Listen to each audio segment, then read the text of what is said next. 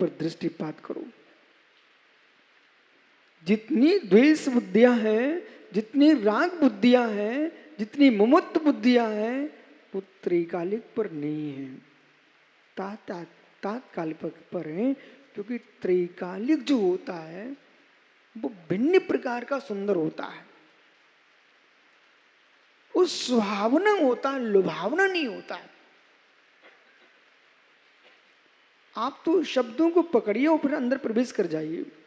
जो त्रैकालिक होता है भदौरिया जी, वो सुहावना होता है, लुभावना नहीं होता है। लेकिन जो तात्कालिक होता है वो सुहावना नहीं होता, लुभावना अवश्य होता है। ओहो मित्र, देखो मैं क्या हो रहा हूं अतुल। ज्ञानी जितने फोटो खिंचाना और खिंचा लेना। ये तेरा चेहरा लोगों को लुभावना तो लग रहा है, और पता नहीं तूने कितनों को लुभा लिया होगा, और कितने तेरे से लुभ चुके होंगे, और कितने से तू लुभ चुका होगा। हे ज्ञानी, ये चेहरे सुंदर सुंदर तुमको देख रहे हैं, ये लुभावने हैं, सुभावने नहीं है। जो लुभावना होता है उसे मिटना पड़ता है, जो सुभावना होता है वो त्रैकालिक रहता है। चेहरे लुभावने हैं, चेहरे लुभावने हैं, चेहरे लुभावने हैं। क्योंकि पर्याय जो जो वर्तमान में हो रही है, पुष्प लुभावना ही होता है, पुष्प लुभावना ही होता है, परंतु कुछ दिन के बाद झड़ जाता है। कमल कितना लुभावना, विवेक, कमल कितना लुभावना कि जिसमें भंवरे की मृत्यु हो गई। कमल कितना लुभावना कि भंवरे जो काष्ठ में छेद करने की योग्यता रखते हैं, बुझे मुमुक्षु, जो भंवरा काष्ठ में छेद करने की योग्यता रखता है, पर लुभावने कोमल कमल में छेद नहीं कर सका। जो लुभावनों पर जाते हैं उन्हें भंवरे जैसे मरना पड़ता है। जो लुभावनों पर जाते हैं उन्हें भंवरे जैसे मरना पड़ता है। जो सुभावने पर जाते हैं वे सिद्ध हो जाते, सिद्ध शिला पर विराजते हैं। लुभावने चेहरे हैं, तात्कालिक लुभावना होता है। पुनः पुनः कहना अंकित, तात्कालिक लुभावना होता है। बेटा जितने फोटो खिंचाना है खिंचवा लेना, तात्कालिक लुभावना होता है, तात्कालिक लुभावना होता है। त्रिकालिक में लुभावने का स्थान ही नहीं होता है, क्योंकि वस्तु जो होती है, वस्तु जो होती है वो अखंड भूत होती है। वस्तु की अवस्था जो होती है वो परिवर्तित होती है।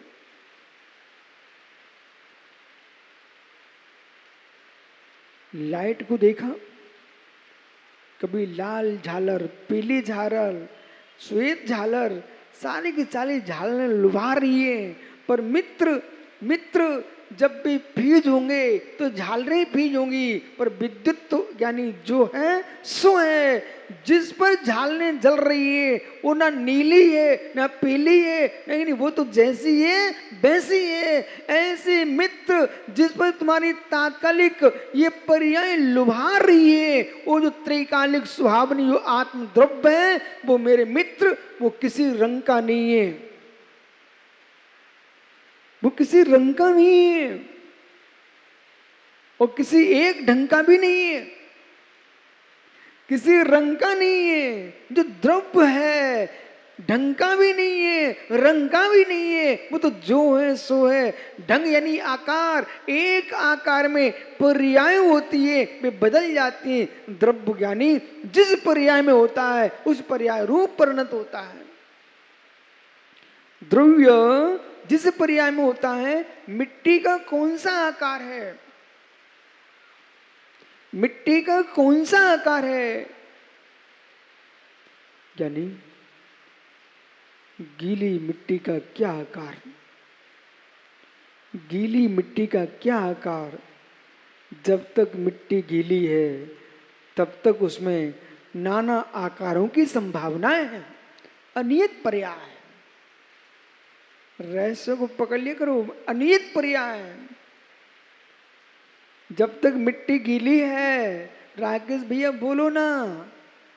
अनियत पर्याय, जब तक मिट्टी गीली है, अनियत पर्याय, और मिट्टी कुंभ बन गई, नियत पर्याय। भगवान सर्वज्ञ देव ने एक बद्धता की व्याख्या नहीं की है। भगवान सर्वज्ञ देव ने नियत पर्याय की भी व्याख्या की है, अनियत पर्याय की भी व्याख्या की है, क्रमबद्ध की व्याख्या नहीं की। भगवान सर्वज्ञ देव ने नियत पर्याय की व्याख्या की है, भगवान सर्वज्ञ देव ने, माताओं ध्यान सुनना, अनियत पर्याय की व्याख्या की है। अभी अभी आप 47 नए सुन रहे हो प्रवचन सार में, और कीर्ति स्तंभ पर नियत पर्याय की भी व्याख्या, अनियत पर्याय की व्याख्या आपने सुनी है बराबर। इसलिए जिनवाणी ध्रुव शब्द है। गीली मिट्टी में अनियत पर्याय, गीली मिट्टी में अनियत पर्याय, और बने मटके में नियत पर्याय। गीली मिट्टी में प्राचार्य जी अनेक पर्याय निहित हैं, परंतु जो मटका बन चुका है मात्र एक पर्याय। अब तो बहुत दिन हो गए ना, अब तो सबको द्रव गुण पर्याय सबको समझ में आने लग गया है। नियत पर्याय, अनियत पर्याय, नियत अवस्था, अनियत अवस्था, पर्याय यानी अवस्था, आकार विशेष, अवस्था विशेष। तो जो मटका है एक रूप है मात्र, पर गीली मिट्टी उसमें अनेक अवस्था निहित हैं। ऐसी ही जीव संसार में, जो जीव कर्म बंध सहित गीली मिट्टी की तुल्य है। संसार में जो जीव है, पंडित जी बृहद द्रव्य संग्रह में ब्रह्मदेव सूर्य ने कहा कि जैसे कि एक वस्त्र है, उस वस्त्र को मुट्ठी में बांध लिया, मुट्ठी में बंद कर लिया, तो मित्र मुट्ठी खोलने पर वस्त्र जो है, मुट्ठी आकार था मुट्ठी के अंदर, और मुट्ठी खोल दिए तो वस्त्र वस्त्र रूप मात्र रह गया। इसी प्रकार से हे जीव, जब तक ये आत्मा कर्म के अंदर है तब तक संकोच विस्तार है, और जब कर्म से छूट जाए तो आत्मा सिद्ध अशरीरी यानी असंख्यात प्रदेशी है। जैसे गीली मिट्टी है, आचार्य ब्रह्मदेव सूरी बृहद्रव्य संग्रह में लिख रहे हैं, जैसे आर्द्र मिट्टी है, गीली मिट्टी है, उसको कुंभकार अनेक रूप दे सकता है। और मिट्टी सूख जाए और पानी समाप्त हो जाए तो मिट्टी एक रूप रह जाती है, फिर कोई दूसरा रूप नहीं होता है। ऐसे मुमुक्षुओं, जो हमारी आत्मा है, जब तक कर्म बंध सहित है, वो कर्म का गीलापन है, एक गीलापन मिट जाए, वो आत्मा सिद्ध हो जाए तो मात्र एक रूप है, यानी सारी पर्याय समाप्त हो गई। एक नियत पर्याय चाहिए अपन को, सिद्ध पर्याय। और जब तक तुम संसार में हो, जब तक तुम संसार में हो, तब तक आपके पास मित्य नियत पर्याय के साथ अनंत अनित्य पर्याय है। एक ही समय में, राकेश देखो मित्र, एक ही समय में, इसी समय, आज ही नियत पर्याय एक मेरी मनुष्य है, वो अनियत पर्याय इसमें अभी ज्ञानी अनंत है। यदि भव्य हो तो, यदि भव्य हो तो, वो अभव्य हुए तो मित्र इसी अवस्था में आज ही तेरे शरीर से चेतन द्रव्य में अनंत अनंत पर्याय विद्यमान है।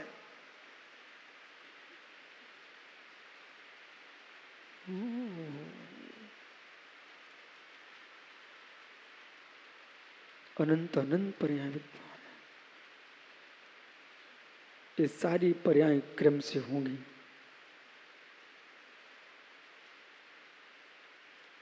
ये सारी पर्याय क्रम से होगी,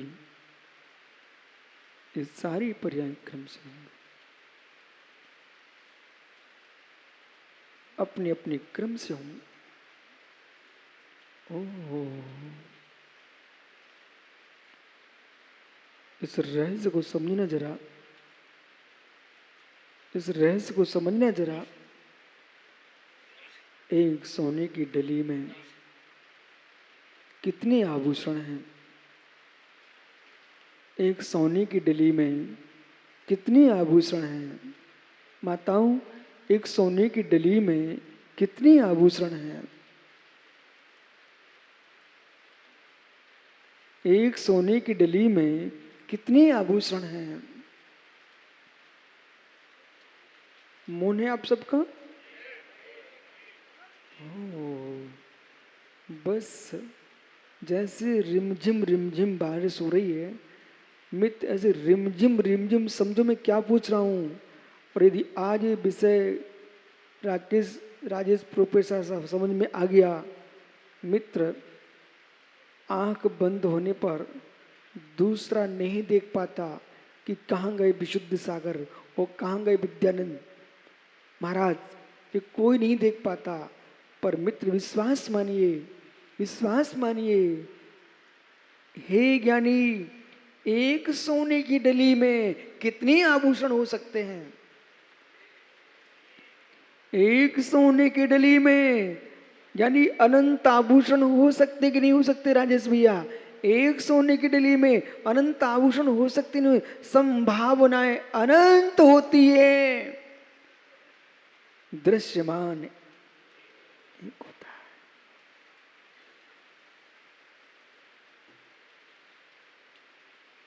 काश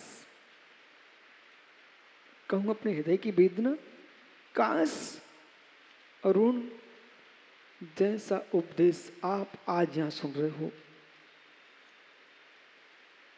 जन्म लेते मुझे सुनाई पड़ना चाहिए था ये उपदेश।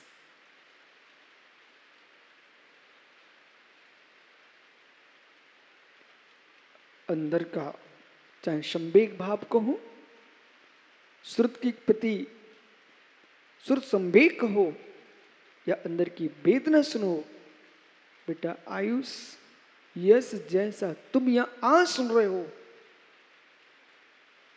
ऐसा मुझे 8 वर्ष की उम्र में कोई सुनाने वाला मिल जाना चाहिए था।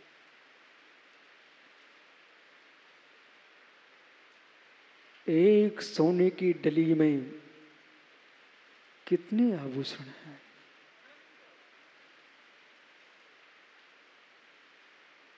एक द्रव में अनंत संभावना है,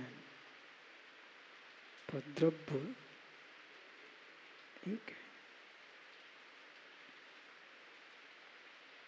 एक ध्रुव में अनंत पर्याय हैं, एक सोने की डली में अनंत आभूषण है, पर वर्तमान को देखने वाला एक को ही देख के चला जाता है।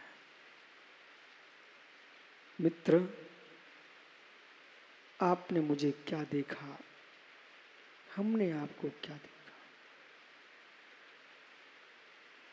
सुब्रत सागर,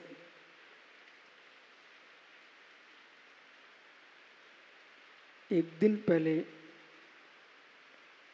एक गरीब भक्त श्रावक के घर में मेरे आहार हुए और सारे भिंडी की श्रावकों की संवेदनाएं, उसमें राकेश पंडित जी भी खड़े हुए थे। छोटा सा मकान था और छोटे छोटे कमरे, उस घर में आहार हुआ। वहां पर एक मां आहार देखने आई और जब आहार करके मैं वापस हो गया अपने घर में, बेटे से कहती, बेटा क्या ठाठ देखी हमने महाराज की। मां के शब्द में जो कहते हो सुना रहे हो, वो मां कहती है अपने बेटे से, बेटा क्या ठाठ देखे महाराज के। अब यहां रुक जाना। उस जीव ने कभी बच्चे के रूप में देखा होगा, आज मुनि के रूप में देख रही है और ठाठ शब्द का प्रयोग क्यों किया भदौरिया जी? कि उस मकान में इतना स्थान नहीं था कि जितने आहार देने वाले श्रावक थे। पंडित जी बराबर सब बाहर खड़े हुए थे रोड पर। तो माँ बैठी बैठी देख रही थी। बोले बेटा क्या ठाठ चल रहे हैं? तो बालक कहता उनका, माँ वो तो मुनि महाराज हैं।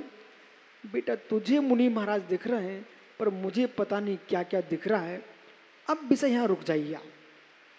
बेटा ये विशुद्ध सागर की मात्र कथा मत करना।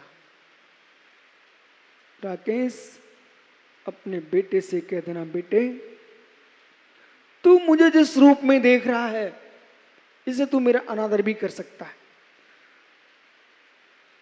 तू मुझे जिस रूप में देख रहा है तू मुझे तिलक भी लगा सकता है, पर तूने मेरी अनंत संभावना को नहीं देखा। मेरे सामने 6 खंड का अधिपत्य भी होता है और आज मां तेरी मां के लिए है और तू एक इकलौता बेटा दिखाई दे रहा है। जब ये अनियत पर्याय को मैं देखता हूं अपने जीवत्व में तो मुझे अपनी चक्रवर्ती की पर्याय भी झलकती है। और जब तुम किसी नेता को देख करके प्रभावित होते हो तब मुझे किंचित प्रभावित नहीं होता हूं भदौरिया जी। लोग मेरे से कहते हैं, आप विश्वास मानो यहाँ पर भिंड में आगरा के चातुर्मास के बाद यहाँ मैं आया था और यहाँ पंचकणक महोत्सव था और कीर्ति स्तंभ पर जैसे ही 9 बजते थे लोगों को बैठने को स्थान नहीं मिलता था। इतने प्रवचन सुनने के लिए लोग आते थे। एक मुनिराज ने मेरे से कहा, बोले इतना बड़ा पंचकणक हो रहा है आप कोई नेता को नहीं बुलाते क्या? उन्होंने मेरे से कहा, रोज मैं भीड़ देखता हूं, कोई संगीतकार भी आप अलग से नहीं बुलाते, नेता भी नहीं दिखाई दे रहा है। मैंने कहा मित्र सत्य बताऊं, मध्य प्रदेश के तात्कालिक एक यानी वित्त मंत्री मेरे पास आए। उस समय पुरानी बात बता रहा हूं, वो सुब्र सागर 1 घंटे मेरे पास बैठे रहे और लास्ट में जाने के पहले कहते मेरे से, महाराज जी कोई काम? काम तो सब छोड़ के आ गया हूं।